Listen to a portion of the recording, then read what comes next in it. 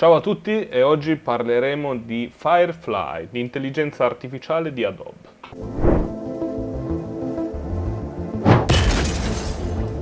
Come facciamo a utilizzare Adobe Firefly? In realtà è molto più semplice di quello che si pensa, perché a differenza di Photoshop, Illustrator o queste applicazioni, questi programmi che utilizziamo sul computer, Firefly è alla portata di tutti perché è online. È proprio, va utilizzato su internet, quindi ci basta Google Chrome, Safari o Explorer, cioè è veramente semplice.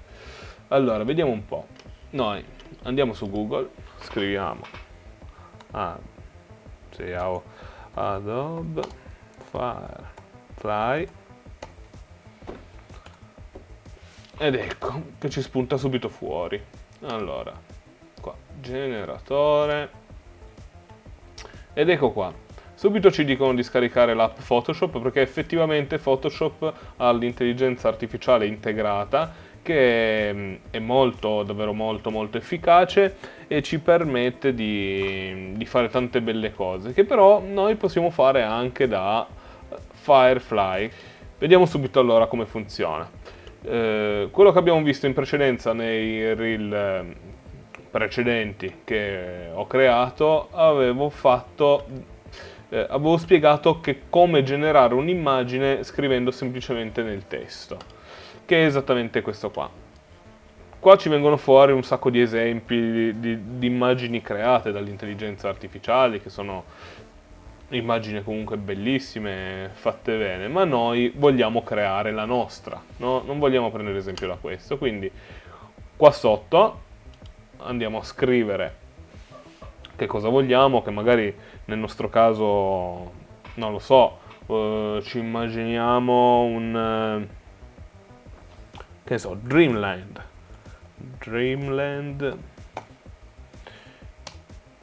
ecco qua, noi vogliamo Dreamland, è quello che sogniamo, no? Vogliamo fare un post con un'immagine creata sul Dreamland, ecco, questo è quello che ci dà, ovvero una spiaggia, il mare, una cosa proprio semplice, fatta molto cartoon, no? Ma noi non vogliamo una cosa artistica, no? Magari la vogliamo questi sono l'aspetto o la tela, cioè per chi fa video sa che questa è la tela, che noi in questo caso ce l'abbiamo formato Instagram 1 a 1, se no c'è il 4 terzi, il classico dei vecchi televisori, il 3 quarti che è sostanzialmente il 4 terzi al contrario, Square sarebbe il formato Instagram, widescreen quello dei televisori di oggi, il classico 16 noni, oppure 9 sedicesimi che sono Reel, TikTok, Shorts, questa roba qua.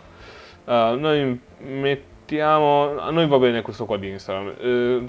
Preferisco tenere questo qua di Instagram perché la versione verticale che adesso andremo a vedere tendenzialmente tende ancora un po' a strecciarla, un po' ad allungarla.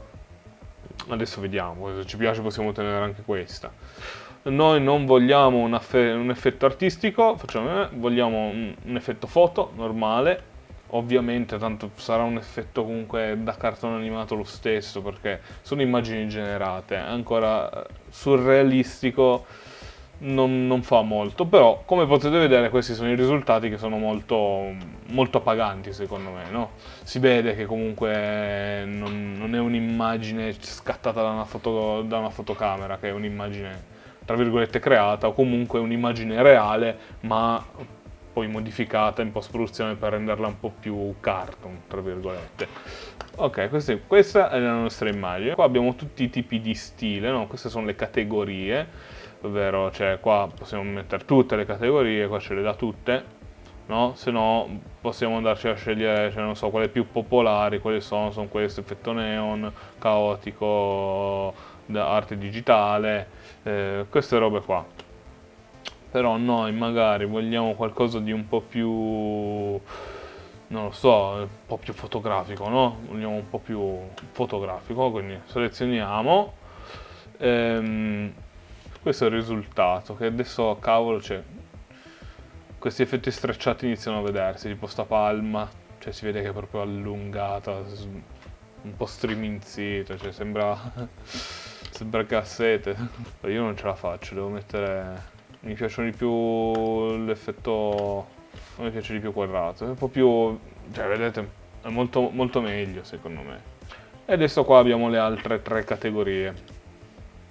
Qua abbiamo il colore e il tono, che possiamo farlo il classico bianco e nero, muted color, war tone, sono tutta una serie di tipi di colore che possiamo andarli a mettere. Normalmente mettiamo cool, noi vogliamo cool.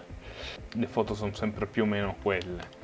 Cioè, io gli ho detto che voglio Dreamland. Per lui Dreamland è il mare, la spiaggia senza nessuno, un po' selvatico. Ci può anche stare che in realtà di solito quando uno sogna qualcosa sogna di farsi un viaggio in serenità senza rotture di palle.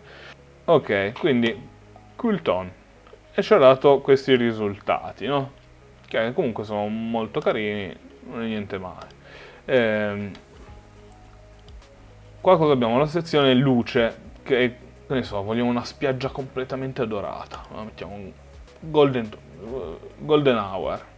Andiamo a generare, vediamo che cosa ci esce. Ecco, che così sembra ancora più realistico secondo me. E voilà, ecco, guarda qua. Questa sembra, a parte le palme che tipo sono degli shuttle che stanno prendendo il volo, a parte queste palme, tutto il resto sembra prendere forma, una forma un po' più realistica. Anche qui, questa, vedete che queste immagini iniziano a prendere forma. Sì, forse qua la natura è ancora un po' finta, però ci siamo, eh. Ok, e poi infine abbiamo la nostra composizione che noi possiamo. Qua va proprio un po' modificare l'immagine perché va ad aggiungere e togliere degli elementi a seconda di quello che si sceglie, no? Proviamo a mettere close up, mettiamo così a caso, tra tutti quello che un po' mi aveva colpito di più. Ed ecco qua, vedete, cioè ha proprio un po' stravolto tutto. Ok, allora, sostanzialmente, sì, mi ricordo, già l'altra volta abbiamo parlato che sostanzialmente è un po' come se andassimo a modificare un po' l'obiettivo, no? Se andiamo a stringere, ad allargare, noi siamo andati un po' più a stringere, avere solo una piccola porzione di immagine in un ambiente un po' più chiuso. A parte la palma che si sta facendo annaffiare dal mare, è molto più realistico. Comunque questo è come si comporta l'intelligenza artificiale nel comporre un'immagine, perché queste sono immagini che a seconda di quello che noi abbiamo scritto e quello che abbiamo detto, cioè in questo caso io ho detto proprio una cosa banale e semplice, ma possiamo scrivere di cose molto più elaborate, come superhero in the space, per dire, no? Per spararne una di così. Diciamo di generare una roba così.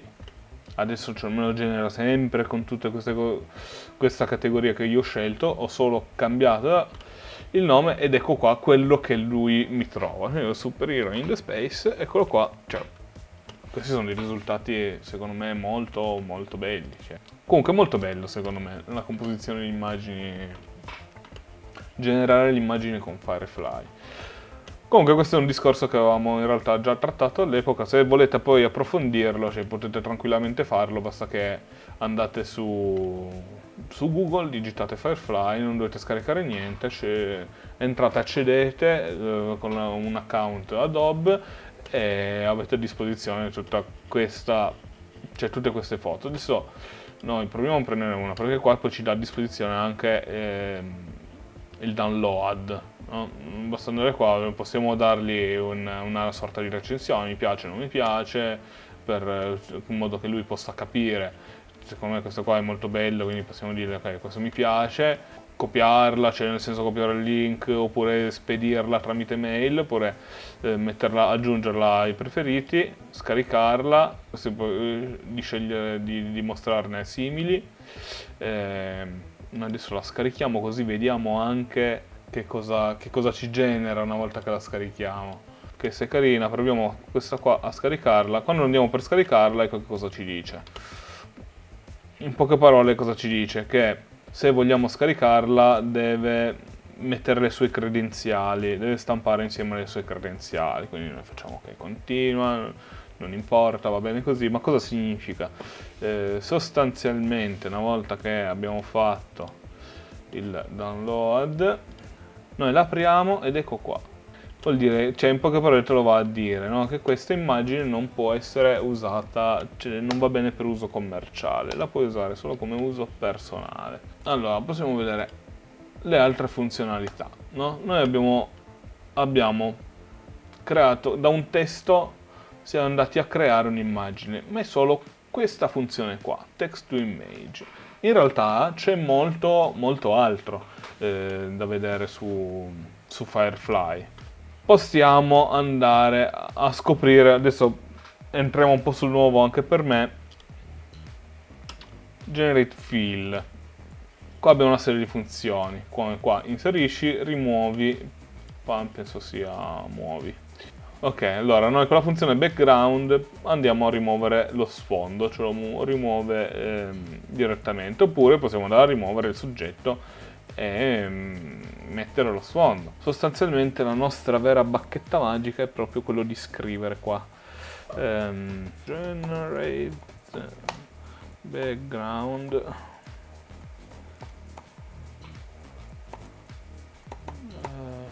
Ma scriviamo un attimo. L'abbiamo buttata lì, vediamo che cosa ci fa. Questo è il risultato. Vabbè, non è proprio magnifico, però questo già è più bella. Questo già dà molto più l'idea di una supereroina. Così abbiamo cambiato lo sfondo. Sostanzialmente noi abbiamo preso l'immagine di prima che era nello spazio e niente, ne abbiamo cambiato lo sfondo. Adesso non è più nello spazio, già è, che ne so, è scesa, è entrata nella terra e già questo sfondo più naturale sostanzialmente. Andiamo a dirgli di inserire qua un vestito, vediamo se lo fa. Sì, perché effettivamente io ho fatto una selezione un po' del cavolo, però cavolo alla fine una sorta di vestito l'ha messo. Allora, ok, andiamo a fare una selezione un po' più approfondita.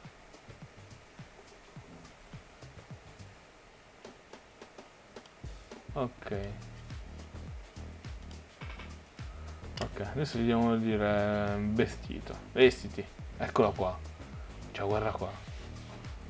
Ha cambiato completamente il look di questa persona. Prima era una supereroina.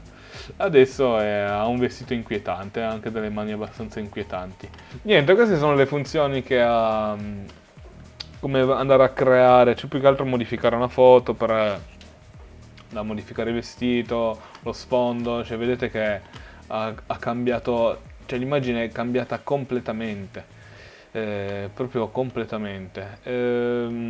Adesso andiamo a vedere un'altra funzione ancora. Un'altra bella funzione che c'è su Firefly è quella di poter generare dei testi, degli effetti sui testi. Guardando un po' qui, la prima immagine che vedo qua, giusto perché non ho idee, ok, andiamo a dirgli bread. Qua ci dà l'esempio del carattere Firefly, ci scrive e ci è andato a costruire un testo, no?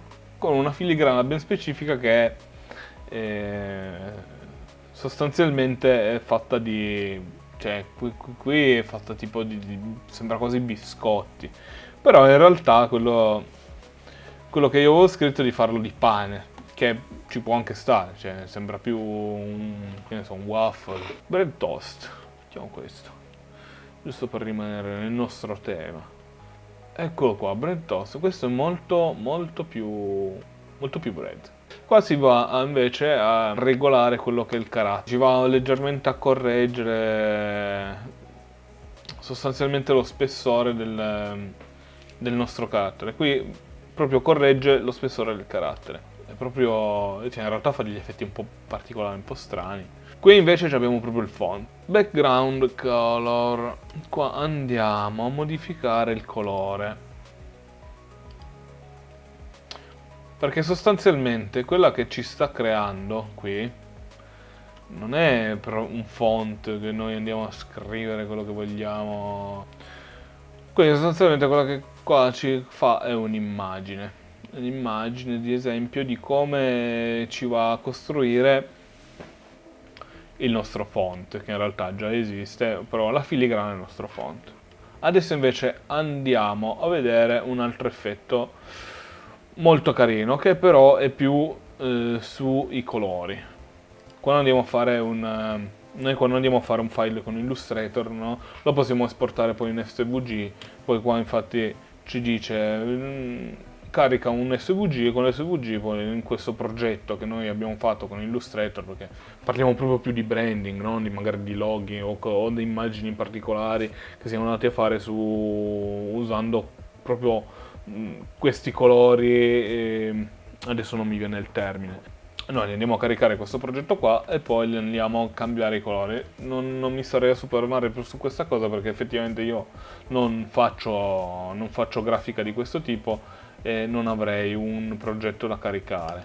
Come extend image, che estendi l'immagine, sostanzialmente estendi l'immagine e sono tutti quei video che vediamo oggi su Photoshop, dove fanno vedere che loro allargano l'immagine e poi gli dicono all'intelligenza artificiale di creare, a seconda dell'immagine che hanno lì, di creare uno sfondo, estendere l'immagine. E invece qua è il 3D, sostanzialmente da un modello 3D lui ti va a esportare un 3D come vedete così, cioè solo con il cilindro e il cono che può sembrare un castello, no? Lo carichiamo qui in 3D e gli diciamo l'immagine che vogliamo mettergli sopra e lui da quel modellino 3D ci crea l'immagine sul 3D. Sostanzialmente questo.